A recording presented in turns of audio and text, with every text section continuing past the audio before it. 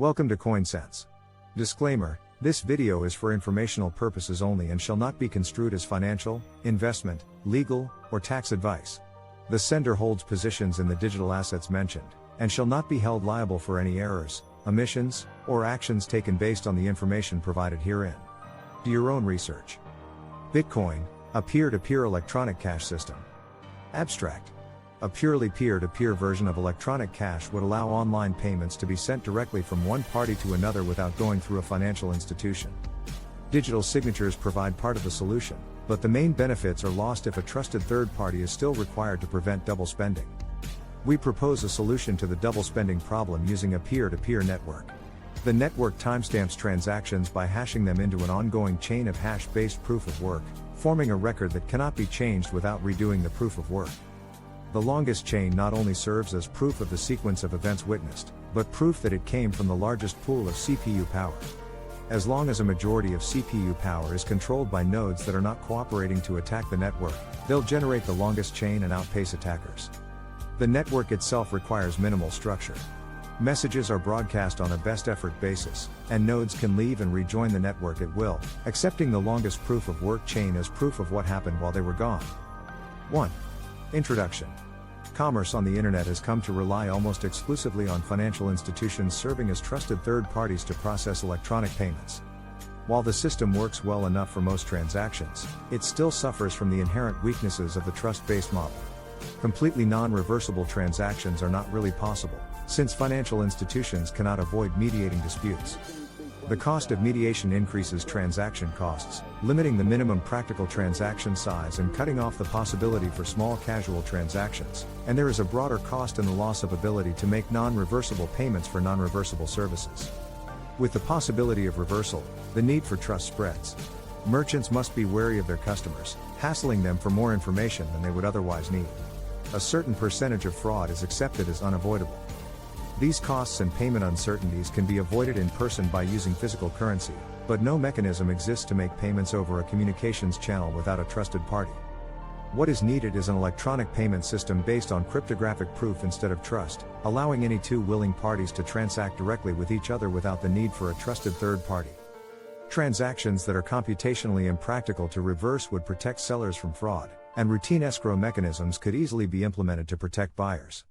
In this paper, we propose a solution to the double spending problem using a peer-to-peer distributed timestamp server to generate computational proof of the chronological order of transactions. The system is secure as long as honest nodes collectively control more CPU power than any cooperating group of attacker nodes. 2.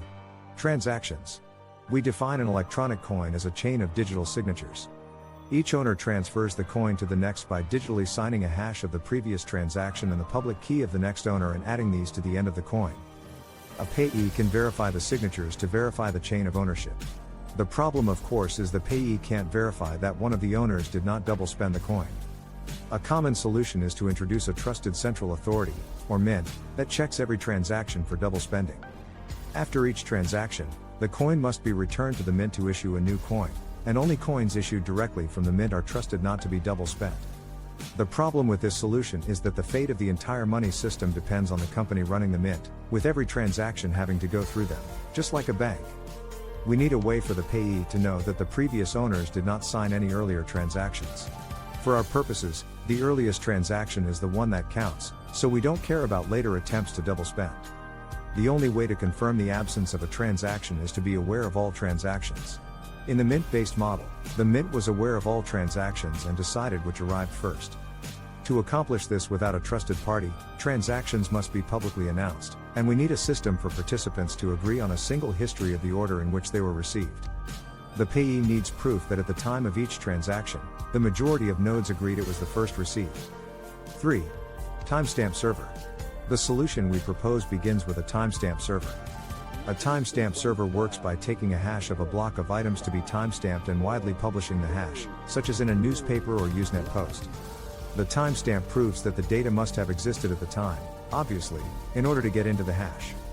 Each timestamp includes the previous timestamp in its hash, forming a chain, with each additional timestamp reinforcing the ones before it. 4. Proof of work. To implement a distributed timestamp server on a peer-to-peer basis, we will need to use a proof-of-work system similar to Atomback's Hashcash, rather than newspaper or Usenet posts. The proof-of-work involves scanning for a value that when hashed, such as with SHA-256, the hash begins with a number of 0 bits. The average work required is exponential in the number of 0 bits required and can be verified by executing a single hash. For our timestamp network, we implement the proof of work by incrementing a nonce in the block until a value is found that gives the block's hash the required 0 bits. Once the CPU effort has been expended to make it satisfy the proof of work, the block cannot be changed without redoing the work. As later blocks are chained after it, the work to change the block would include redoing all the blocks after it. The proof of work also solves the problem of determining representation in majority decision making.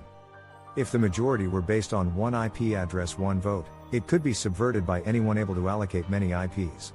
Proof of work is essentially one CPU, one vote. The majority decision is represented by the longest chain, which has the greatest proof of work effort invested in it.